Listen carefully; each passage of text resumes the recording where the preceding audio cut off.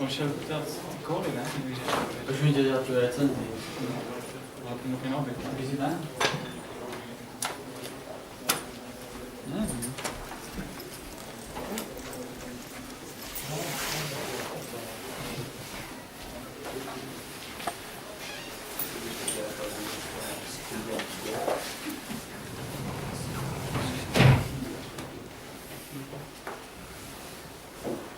To šel ještě obejít? Tož oni dojdu asi ještě. Třeba to ještě obhání, ne? Ještě. Máme teda chvilku.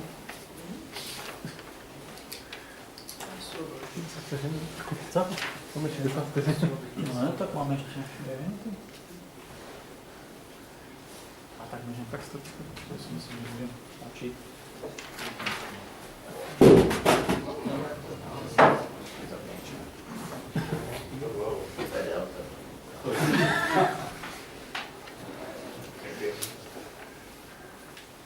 Dear gentlemen, I would like to open the after lunch session. I would like to introduce Dr. Dana Seringer from Austria, and we will now have, I think, two presentations. One is introduction of her working place, and then her presentation AWG optical demultiplexers from design to chip. So, Dr. Seringer, the time is yours. Thank you. So, as it has been said, my name is Dana Seringer. I am from the Research Center for Microtechnology from Vorarlberg University of Applied Science in Austria. Our research center focuses on the development of micromechanical fabrication processes and components of microsystems. We are one of the 6 research centers at Vorarlberg University of Applied Science. We are located in the most western part of Austria called Vorarlberg, in the town called Dornbirn. Even Dornbirn is one of the biggest towns. We don't have cities, we have just small towns because we are lying in a valley between the mountains. The most beautiful probably is the Bregenz, and is also the capital of the Vorarlberg, and this city is lying, or this town is lying on the Lake of Constance. This city is very famous for its theater. Theater on the lake is called Festspiele, and this theater plays each 2 years a different opera, and for each opera they build up a different stage. Maybe the most famous is this one. This from 5 years ago, when the Tosca was played, and part of the James Bond movie was also made there, so that's why it's famous. Vorarlberg is also famous for skiing, for hiking, and of course if you would like to organize holidays, so please visit this place. I would like to also mention that Bregenz, as I mentioned, the Bregenz lies on the Lake of Constance, and this lake is very interesting because it connects 3 countries. We have Switzerland, we have Germany, and we have Austria.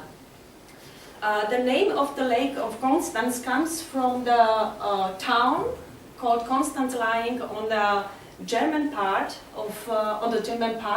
and this is also a very important town because Jan Hus was burned to death in this town. So when you once visit the town Constance, please visit. There is a big stone to the memory of this great person.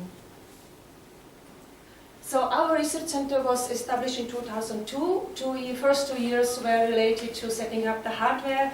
Next 2 years the processes were developed, and since 2006 we are working on different applications. We have partnering projects, and we also offer the services for the local industry. The head of our research center is Dr. Johannes Edlinger. We are a team of young people from different countries, from Austria, Germany, Italy, Romania, Slovakia, and Belarus. And so we are an international team with a portion of women about 40%. Our resources, we own 240 meter square clean rooms. Those fulfill ISO class 5. We have some additional labs. On this slide you can see all processes that we own. It's boring, so I will show you a different one. We offer photolithography, laser ablation, dry and wet etching, electroplating, sputtering, thermal oxidation, of course some analytics you can see here. And we also do the theoretical work, and this part is mine. That's just shortly about our research center. If you would like to learn more, please visit our homepage. It's regularly updated because I'm doing it, so I know it. And it's done in both languages, in German and also in English. So, and now I would like to move to AWGs.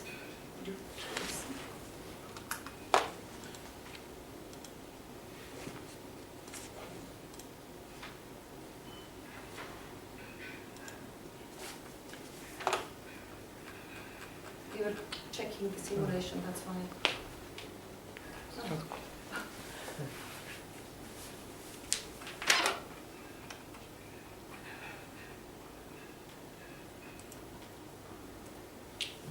So, my main topic is design and simulation of arrayed waveguide gratings. One of the advantages of using optical data transmission is that we can use different wavelengths for the optical data transmission, where each wavelength is a separated transmitting channel. That is what you probably all know. This technique is called wavelength division multiplexing because we multiplex all different wavelengths on one fiber, and then at the receiving end we have to split them again according to the wavelengths. This is a typical setup. What we need for each wavelength a separated or a different transmitter. It's usually a laser or laser diode. And at the receiving end, what we need for each wavelength a different receiver. It's usually photodiode. Devices used to combine all wavelengths on the same fiber are called multiplexers, optical multiplexers, and devices those split all these signals according to the wavelengths are called demultiplexers. There are actually four basic multiplexing, demultiplexing technologies. We have thin film filters, fiber wave grating, array waveguide gratings, and free space diffraction gratings. First two techniques function by filtering the wavelengths serially. It means on the one-by-one basis. They were used as the first in a WDM system. They have some limitation because increasing the transmitting number of channels, they become very large because they demultiplex signals serially, and also the insertion losses increase strongly. Those two, array waveguide gratings and free space diffraction gratings, are both function, or they demultiplex all signals parallelly. It means at the same time, and that's why they are used mainly for multiplexing and the multiplexing signals high channel, or when we use more than 16 channels for the optical data transmission. When I should compare array waveguide gratings and free space diffraction gratings, array waveguide gratings reach better transmission characteristics, and that's why they are mostly used. And today I would like to tell you something about the design and simulation of this device.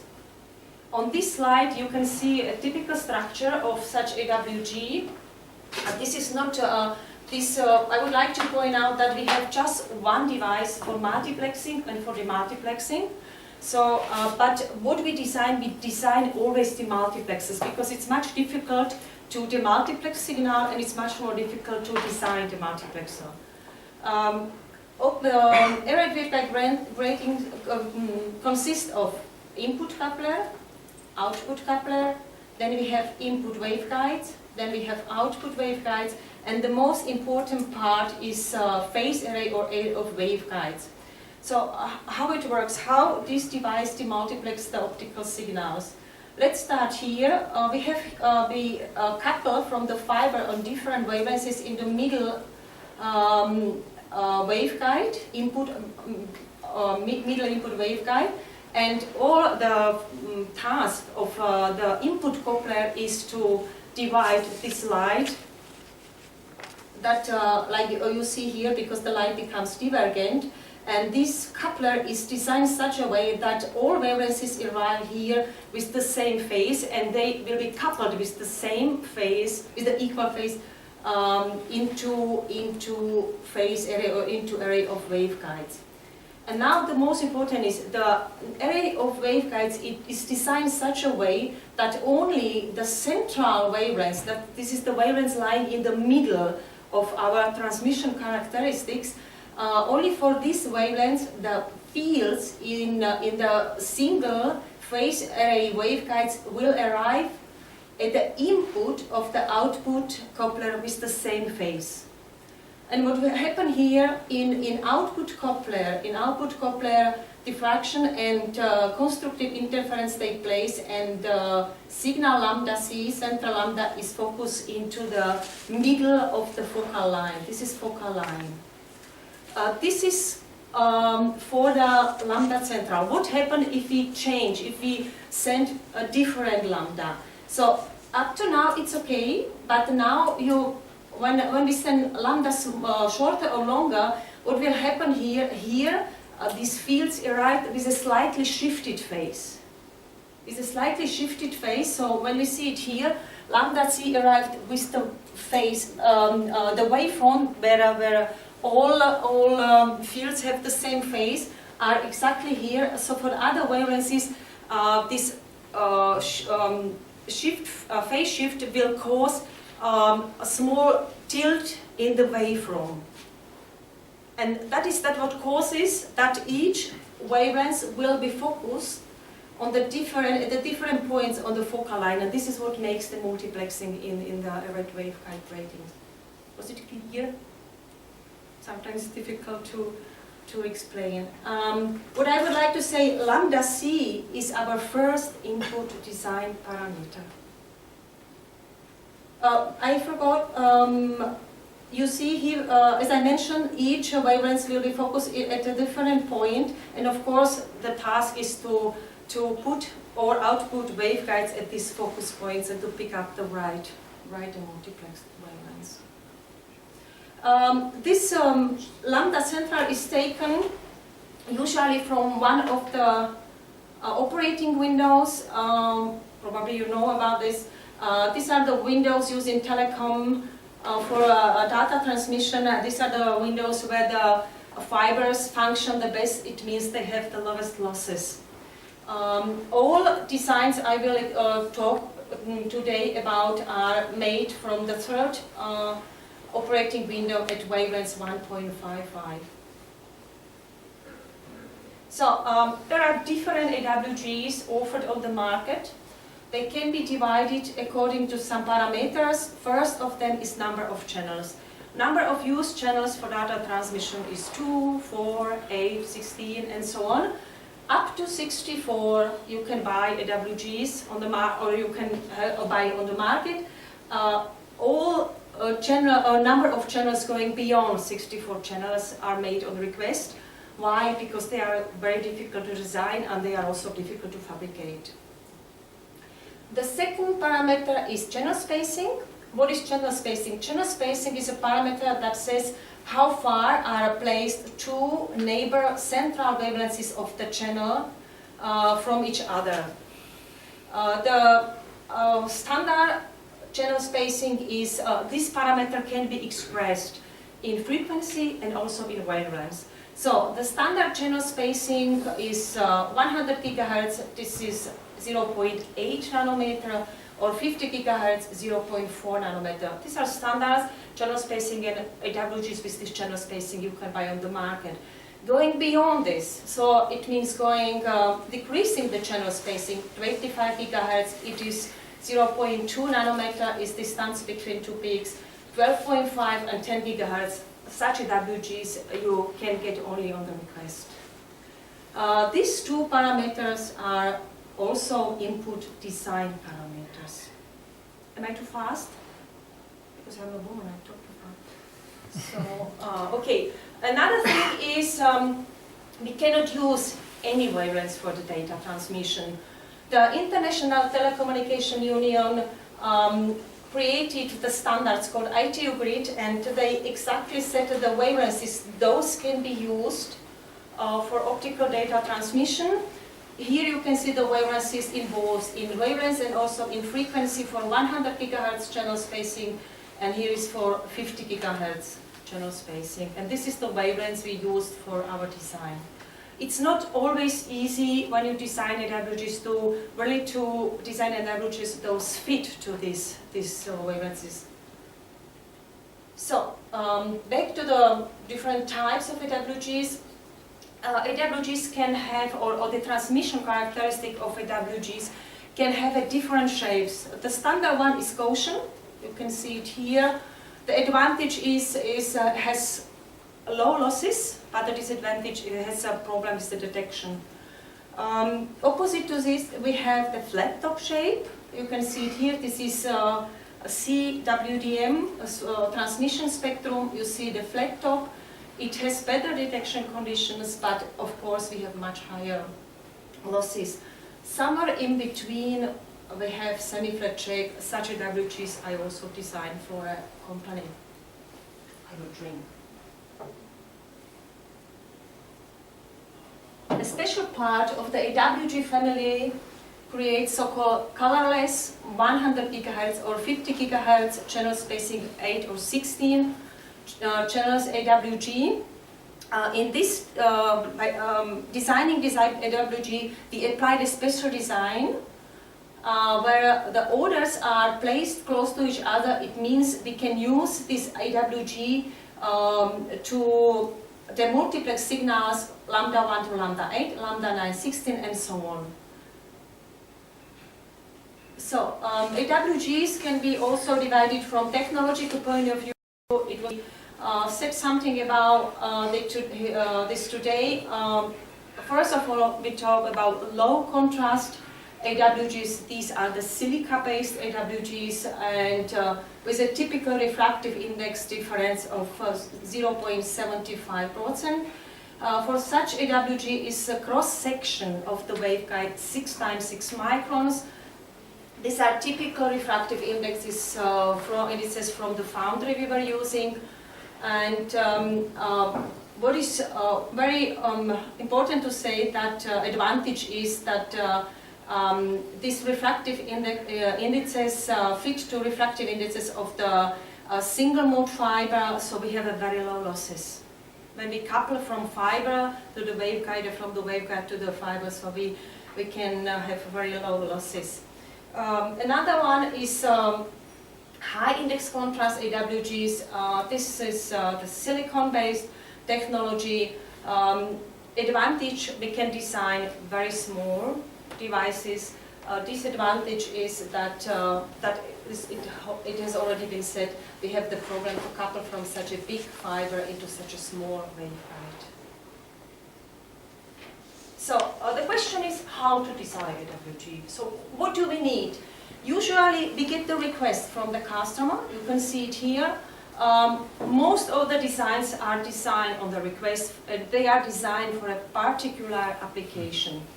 So this is a typical request. Our customer says he would like to build up the optical system having 8 transmitting wavelengths. It means we need 8 transmitting channels, channel spacing, ITU wavelengths, and also the price per channel. Additionally, we need some transmitting parameters to be reached. This is insertion loss, channel crosstalk, insertion loss uniformity, and also it's important if they were to have the chip packaged or not packaged. Here I prepared the explanation of these parameters. They are crucial for the AWG functionality. Let's start with what we see here first. This is the typical transmission characteristic of 8-channel 100 gigahertz AWG. We have, when you see here, we have here 8 channels, and here we have the losses in dB. This is the detailed view of these peaks you see here. So insertion loss is calculated either from the lowest peak in our spectrum, going to the 0 dB, to the reference level 0 dB. But not only, usually it's calculated through so-called passband. Passband is this range of wavelengths in the middle of the optical signal, and the width is usually 25% of the channel spacing. It means when we have the channel spacing 100 gigahertz, it is 0.8 nanometer. Our passband is 0.2 nanometer. The width of the passband is 0.2 nanometer. And we always check the worst case value in this passband. So this is this one. You see it here. So it's much worse than peak insertion loss. Then we have the insertion loss uniformity or non-uniformity, and that is the difference between the highest and the lowest peak. Or through the passband between the lowest and to the highest insertion loss. I would like to point out, so we will always have non-uniformity, because this non-uniformity, this envelope of these peaks, of these transmission characteristics, follows the far-field distribution in the output coupler. With the design we can do a lot. We can create or design AWGs with a low non-uniformity, but we will always have non-uniformity, so we have to keep it in mind. Then we have the channel crosstalk. Channel crosstalk is the parameter that says how good two channels are isolated from each other. So it's expressed here. We have the selected channel, and we have adjacent channel and non-adjacent. We distinguish between adjacent channel crosstalk and non-adjacent channel crosstalk. Adjacent channel crosstalk says how much of the power from selected channel can be measured in one of the adjacent channels. The bigger this value, the better channel isolation we have in the spectrum. Non-adjacent channel crosstalk says how much of selected channel can be measured in one of the non-adjacent channels. So all these parameters are also input design parameter. I have to know all these parameters when I want to design a AWG. Once again, usually I design every time new AWG for a particular application. So we have our request. And from these parameters, we calculate, I call them geometrical parameters. There is a set of parameters, you see it here, this is Apollo Photonic 2. You have to have as an input for your design. But 4 of them are the most important because these parameters are responsible for correct multiplexing. So what we have here, we have length of the coupler. We have minimum waveguide separation between two neighbor waveguides in a phase array. We have minimum waveguide separation between two waveguides, between two output waveguides, and we have the length difference between two neighbor waveguides in the phase array. These 4 parameters create input for Apollo or for any commercial photonic tool. And here starts our first problem. When I started designing AWGs, I have learned there are no many commercial photonic tools, but nearly none of them offers this calculation. So you have to calculate first these parameters, and you have to put them into your commercial photonic tool. Only Apollo does, only Optiwave does it, but was not really successful for me. So that was the reason why 2 students from Slovakia, from Bratislava, from Slovak Technical University in Bratislava, developed a software tool called AWG Parameters. That was Michal Bielik and Milan Kitka, and this is a very useful tool. What you see here, this is the user interface of this tool, and you see here all input parameters. In the pink box are our technological parameters. This is the width of the waveguide, effective refractive index including the refractive index of the core, and then we have an out as a refractive index of the cladding. Then we have other parameters, AWG type parameters. We have 8 channels. this is our lambda center, this is 1.55, and then we have the channel spacing. And in the yellow box we have our transmission parameters. Crosstalk between output waveguides, crosstalk between waveguides in phase array, and this is the non-uniformity. So what we do, we press calculate, and we get all important parameters, those we need to create the AWG layout. What is also very good or very important to notice is that this tool offers not only calculation from here to here. What we can do, we can switch and we can set our geometrical parameters, and we see immediately how is the performance of our AWG will be changed. I am saying this is a very good software tool because I get regularly requests from people if we sell this software. We don't do it because there is so much know-how in this tool, in all our tools that I will show here. So we don't sell it, but it's really, this is a really problem when you design AWGs. You really have to do this calculation. So here we have, these are our parameters from tool. They are the input, as I mentioned, in Apollo photonic tool. Apollo creates the structure, and here you can see BPM, beam propagation method simulation. This is the simulation of the first coupler input waveguide. Then we have the first coupler, but the phases in the phase array are calculated a different method, so you don't see it. And here you see the output coupler. You see what happened here, and you will see that our wavelengths will be focused somewhere at the end of this output coupler. You see, this is the point. This is the same simulation, but not for one wavelength, for all 8 wavelengths, because we want to demultiplex all 8 wavelengths. So you see, this is the first waveguide. I just draw first waveguide, second, third, and so on. So you see, really, each wavelength is focused into a different point at the focal line.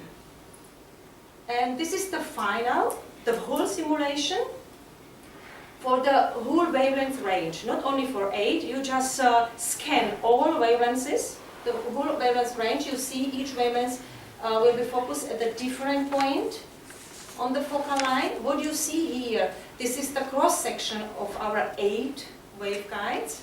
So you see, like, the light is going from one waveguide into another. And here in this window, you can see the calculated optical power in each waveguide. So you can see immediately, you get immediately a response. So the output of the simulation is so-called transmission characteristics for TE and TM polarization. Here we have our wavelength range. Here we have the losses in dB, and here we have very nice 8 demultiplex optical channels for TE and TM. So this is the output. The problem is only the people they design and work with AWG can say it is good or it's not. So what we have to do, we have to calculate from these transmission characteristics, transmission parameters. And these parameters are the parameters, those describe the functionality of AWG. Here we had another problem. The used photonic tools do not offer this calculation. So for each transmission characteristics, we had to calculate these parameters manually. It's no problem for 8 channels, but if you have 128 channels, so it takes a time, it's not really precise, so you really have to, we started thinking about this. This is the first problem. The second problem that I learned is there are no standard definition of these parameters. So each time when I design AWG, the company asks me, please send me all definitions, because everybody is calculating this parameter different way. So what I did, I spent half of a year just searching in the internet for the definitions. We had a lot of discussions with our technological partners, and we had a few in the time when I was working for the company.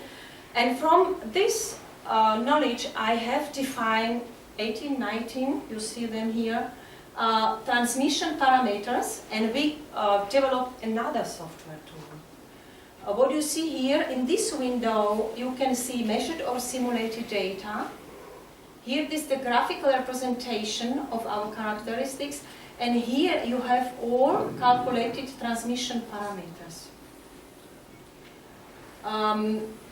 This, I think, it's also a very good software tool because the OptiWave, probably you know OptiWave is doing, they wanted to buy it from us and I didn't sell.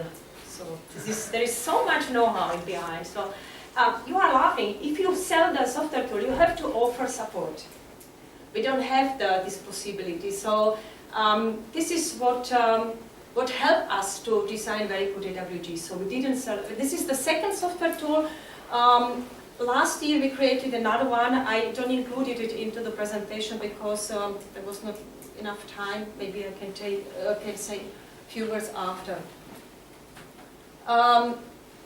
We finished let's come back. So these are the transmission parameters. Some of them are already also input design parameters. So as a next step, we compare these parameters with each other. And if they are not, if it didn't reach these parameters, we start optimization of our design. If we reached these parameters, we can send our design for fabrication. So what we do, you know, it's nothing new. We export all designs in GDS2 form, and then the whole mask will be created. I have experience just with two types of mask. So you can create the whole mask. Here you have the splitters, AWGs, or another foundry offered so-called device stamps. So we created just a stamp and they just make stamping of these AWGs on the wafer. So AWG fabrication, I said all AWGs were designed for silica technology. So it's shown here. We start with the wafer. Then we grow the lower cladding, can be thermal oxidation or a CVD, chemical vapor deposition, having the particular refractive index NCL. Then the core, the active layer will be grown 6 microns thick. The next step, this core, as I mentioned, has a higher refractive index, so it has to be doped. Then we have next step is optical lithography and dry etching. Those define the AWG structure, and the final step is the growth of the upper cladding, whose refractive index has to correlate with the refractive index of the lower cladding. This is the final structure. Here you see our AWG, and here you see the cross section. As can be seen, this AWG will have 4 output waveguides. Final mask and fabricated wafer. Next step is a dicing. So we dice the chips and we do the measurement. This is the setup taken from International Laser in Bratislava. We have a collaboration with the center and they measured some of our AWGs. So what we need here, we need the narrowband tunable laser source. Then we have here polarization control because we do measurement for TE and TM polarization separately. And then, of course, then we have to measure the power in each waveguide, and then we do the characterization or evaluation of measured transmission characteristics. This is a typical measured characteristics from the foundry, our technological partner. We were using at that time. You see, we have TE and TM polarization. What was very important, we had to do this, around each AWG draw a separated waveguide. Why? To check what are the coupling losses and what are the losses coming from our AWG. So we could somehow know how good or how much power we lose when the light is traveling through the AWG. So these are the coupling losses and these are the losses coming from AWG.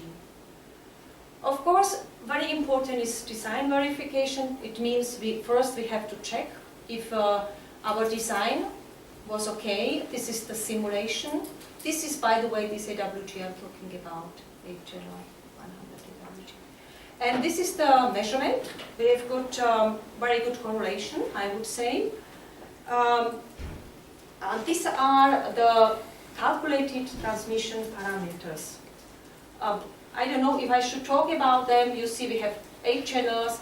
The central wavelength was slightly shifted. Why? Because the effective refractive index that we used in our tool, in the OptiWave tool, or was calculated by OptiWave tool, didn't fit to the real effective refractive index.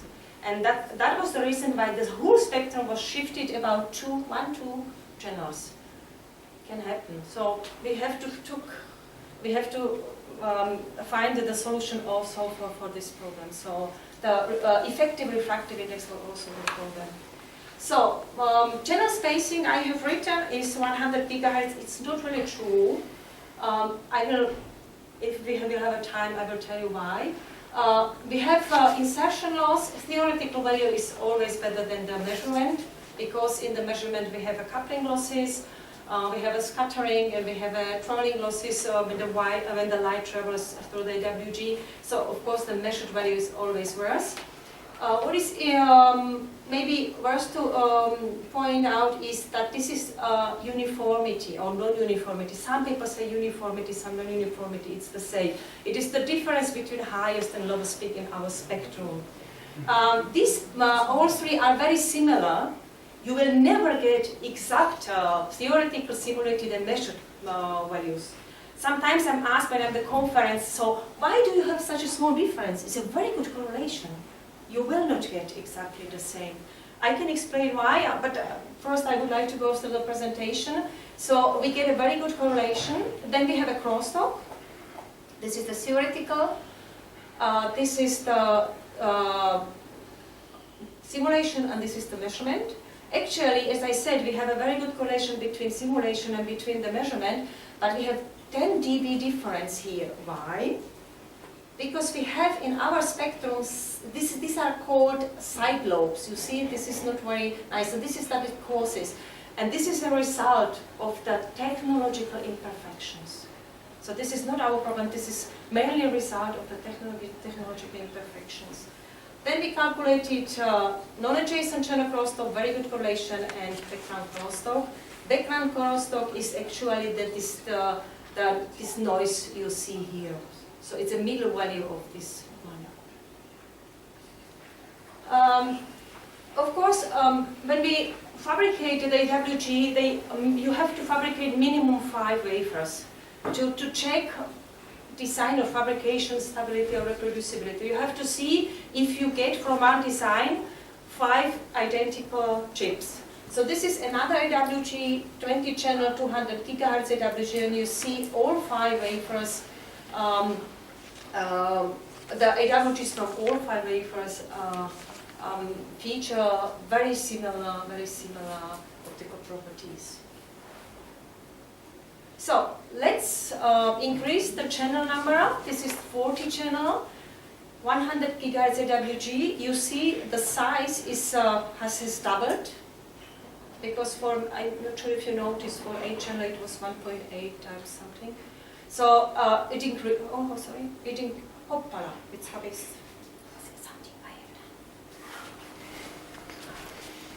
I press this one, so I should press another one. Oh, okay.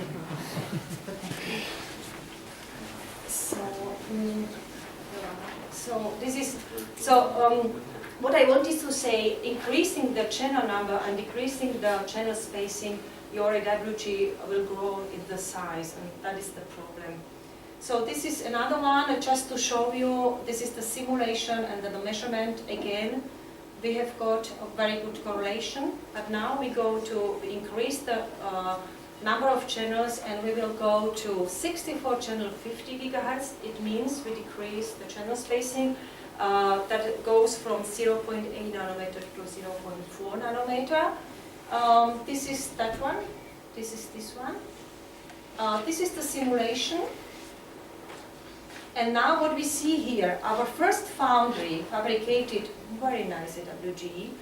We have got very nice 64 peaks, background crosstalk, this noise was very low, insertion loss, and all parameters were actually very good. This foundry was closed, a typical problem that occurs. So we look for another foundry, and you see the same identical AWG. And this is already worse, I would say, the result. And this one was also closed. So we were all the time we had to look for another technological partner. And then we found another one, and this is what we cannot use anymore. What I want to say with this is, if you have a very good design, but your technological partner cannot fabricate it, you will never get a AWG with good parameters. On the opposite side, if your design is not very good, and if you have a very good foundry, it will also doesn't help. So that is the problem. You always have to think about both, the design and also technology. So the question is always, who is responsible if you get such results? From my experience, I have to say it's a designer. It's a designer, because the foundry will not say my technology is not good enough for you.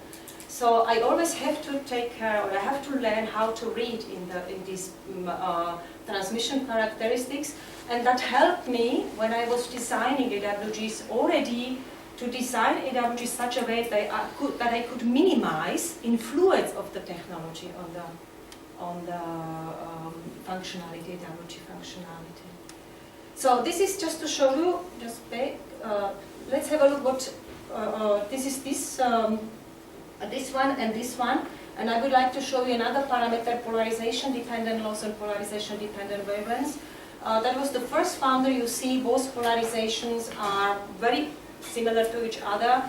In this case, they are really shifted about half channel, so this AWG cannot be used anymore. So, and usually I don't show this AWG. This is 80 channel 25 GHz AWG, because it was one of my first 25 GHz AWGs. The results are awful, and you can see this is one peak. And look here, the simulation is actually very good. And this is the measurement. So I have to think about that. What was the problem? And the problem was, I have designed very big phase array. And now come the technology problem. If the technology is not really appropriate, it means they will not, in the dry etching and in the lithography, they will not fabricate the appropriate waveguides. There will be the changes in the size, in the doping. So this way the phase errors will be introduced in the phase array. And what will happen, your fields will arrive here of the phase, so not with appropriate phase, and you will not get the multiplexing properties. So that's why it's very important to design AWG with very small phase array to help technology to minimize the influence on the AWG functionality. So I have learned from this. I have designed another one, 256 channel, 25 GHz AWG. Look at the size. This is our 8 channel. And this is already 13 centimeter times 10 centimeter. And this is the simulation. Actually, we have just 43 channels because it takes a time, 2 months approximately. So I stopped it because I needed the results for the conference. But what I would like to say here is I have created very small phase array, but my couplers will got very large. And this way I introduced amplitude errors in the far-field distribution. And they cause, again, that I haven't got not so good results. So I was looking for another solution, because as I mentioned, Going down 25 gigahertz, 12.5 and so on, this is very difficult to design because if you optimize one parameter, another one will get worse. So you are always in a circle, you are always trying to optimize, but you will never get the best result. So I was looking for a solution, and what I did, I used a so-called specially shaped coupler. So this is the standard one, and this is the specially shaped coupler, and you will see the difference. This is the far field distribution at the end of this coupler, and here you will see the far field distribution here. So what I reached, I had a small phase array, and I have minimized amplitude errors, and this way I was able to improve channel crosstalk about 10 dB. That's huge. That's very huge. Another example, going down to the 10 gigahertz is 128 channel, 10 gigahertz AWG. This simulation took 2 months. We have got good results. Background crosstalk minus 75 is really good. It's really good. And non-uniformity, you see, this is this envelope what I was talking about. You have always shorter signals at the end, in the middle are the highest signals, so you will always have non-uniformity. For 128 channels, 1.77 is quite good. I was also talking about about colorless AWG. This AWG, when I want to design this AWG, I have to apply a special design. What I have to do, I have to design it such a way that my free spectral range will equal n times channel spacing. It means my orders will come close to each other, so they will lie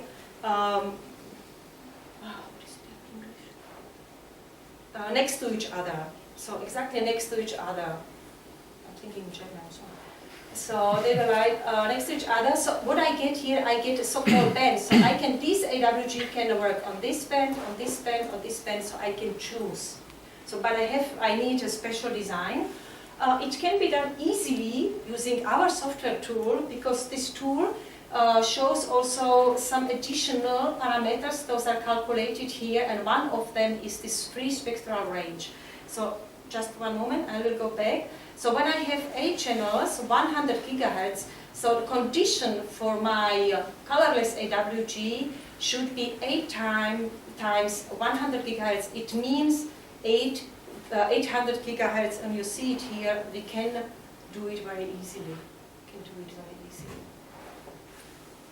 So here you see the transmission characteristics, the simulation and the measurement. We have very good correlation, but we have much higher background crosstalk. This is because we use a special design.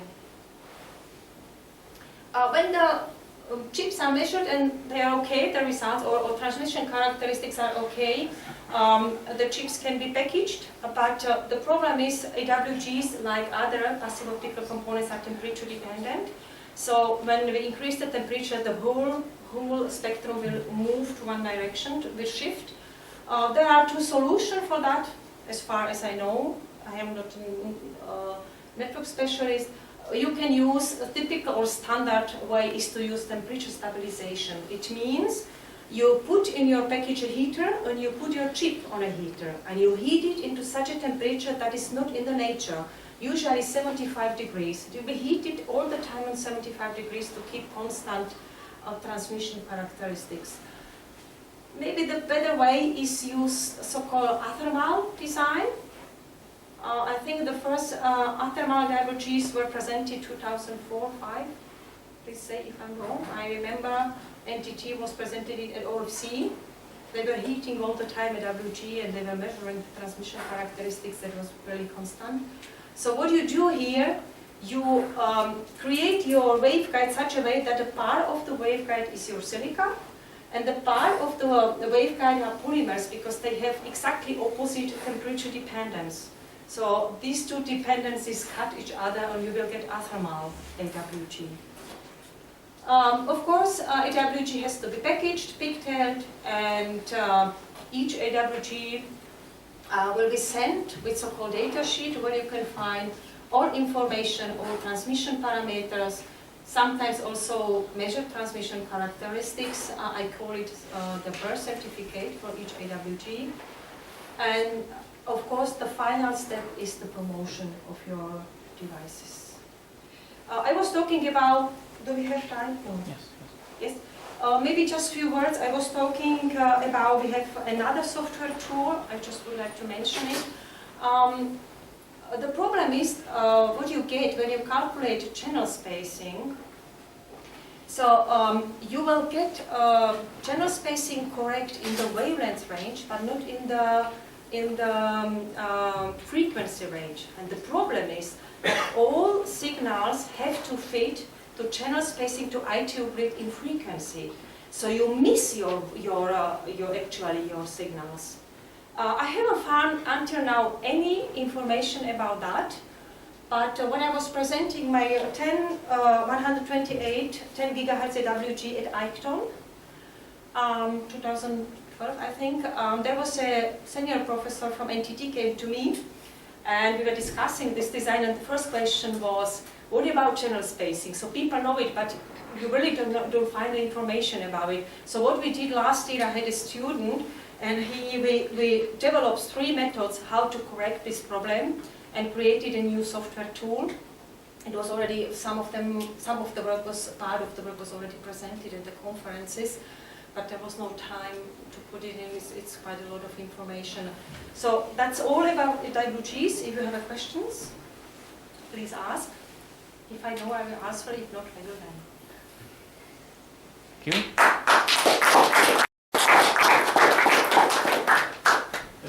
Thank you for the presentation. And gentlemen, if you have a question, I would like to open the discussion.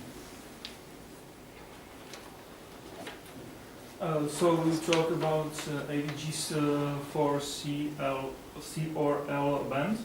It's possible put another channel inside the structure, for example, channel on 1 micron or something like that. So you mean you will mix the operating windows? Yeah. We were already talking about that. I'm not really sure. I would have to think about this, but you always design your AWG for a particular wavelength range. So at the moment I say no, but I always later think about that, so I'm not sure, but I say no. Any other question? What is technologically possible to increase the channel count? Is it power of 2, right? So what do you think you can actually do? How far I can go with the channel? Well, 256 times 2 times 2. Yes. So what is the maximum, realistically? Yeah, that is a very good question. I saw some pictures from NTT. They did 1000, but you have limitation in the size. This 128 10 gigahertz fits to 6-inch wafer, and I was very proud of that, because they are in silica. They are really very big. But you get quite satisfying transmission parameters. Maybe, you can try. I would say you can try. 2 weeks ago, we have kickoff meeting of one Austrian project, just to answer your question. And this is the medical project. They want to design and fabricate some kind of spectrometer. I don't know much about this medical part, but my task in this project is to design 1000 channel, 6.2 gigahertz AWG. So it will be a very big challenge. And when I was presenting AWGs, at the beginning they said, no problem, we will do it. And I said, no, we start from small, 40 channel and so on. I said, no, that's too less. And when I was explaining the problems to having with AWGs, so they agreed, because it's not easy. You can just try, but the limitations, size, of course, and the technological limitations, I would say. Definitely. Any more questions? If not, thank you one more time for the presentation.